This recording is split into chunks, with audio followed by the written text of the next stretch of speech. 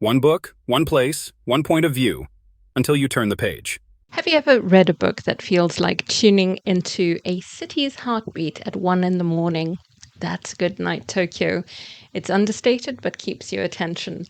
There's something calm yet impactful about it, like noticing neon reflections in a puddle or the silence right after you've slammed a taxi door and it drives off, leaving you in the silence of an empty street. And I mentioned taxis for a reason. I'm Katja, and before we look at the book, I want to give a shout out to Karen for buddy reading this with me. I had the physical copy on my shelf for months and finally posted in my Discord that I'd like to buddy read it, or I'll just keep putting it off, and Karen came to the rescue. I have no idea why I sometimes put off reading some books. I did the same thing with Love in the Big City and ended up loving that book. Anyway, let's dive in for a non-spoiler review of Goodnight Tokyo, a novel composed of 12 stories all unfolding in the deep off-the-clock hours between 1 and 4:30 a.m. At the heart of it all, or the spine, the backbone, is Matsui, a night shift taxi driver ferrying a parade of quirky passengers across Tokyo, each with their own private orbit of longing and seemingly brought together by coincidence or fate. Then we have Mitsuki, the first passenger, chasing obscure film props for a film director who asks for the most random things, hard to source fruits and gadgets that he absolutely has to have in a particular scene.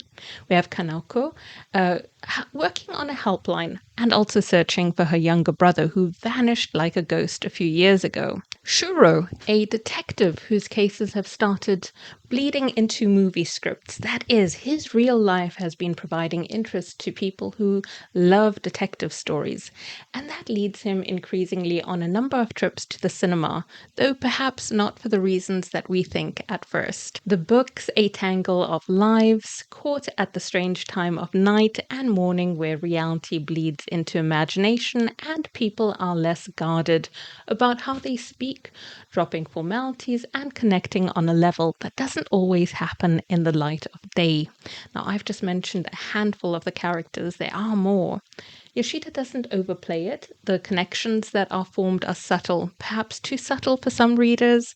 It's not an action-packed or fast-paced read, but if you like slice of life, think Yoko Ogawa's Mina's Matchbox or her The Housekeeper and the Professor, or even All the Lovers in the Night by Mieko Kawakami. Those sort of books, if you like that rhythm, this will probably work for you.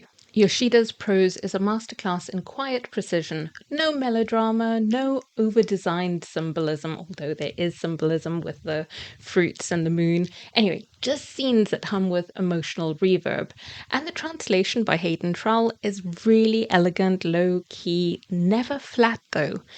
The city becomes a character of its own. It's handled really beautifully, creating not just a backdrop, but a mood, a character, a living thing, late night diners, antique shops selling broken things, empty intersections glowing under sodium lights. It's not romanticized, it's textured. You've got some characters being afraid at night, being in these empty streets. It's very realistic. If you love a solid plot, action, and loads of resolution that arrives with a bow on top, you'll probably be dissatisfied with this one. The structure is intentionally fragmentary. It comes together at the end, but some stories feel like they are barely resolved. But for me, it actually felt okay. This was like the point of it, the overhearing part of a conversation and still feeling the weight of it sort of thing. A lot of the threads come together at the end in a way that I found satisfying, but some things are sort of left a little bit open. The book is about loneliness and connection. It's full of absences, people missing, things broken, questions unanswered, but somehow that makes it feel more human, especially when the characters reach out and end up bonding with one another and finding connection where they feared that they didn't have any. So I thought it was very clever, and it's going to suit people that love stories that drift more than they drive, stories that value atmosphere over the solid arc, and Goodnight Tokyo is just worth your time if you are into that sort of vibe. If you've ever watched Midnight Diner, again, a Japanese series, I would highly recommend this one for you. It gives you this sort of fly on the wall perspective, like you can be a quiet observer and really take in what's happening in someone's everyday today and find that similarity or the differences, but still being able to connect with the characters.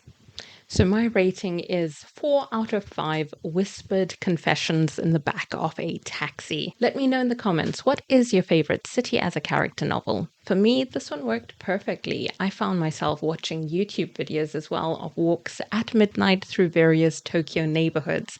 And if you're curious about that, I've added some of those videos to my video description so you can check that out.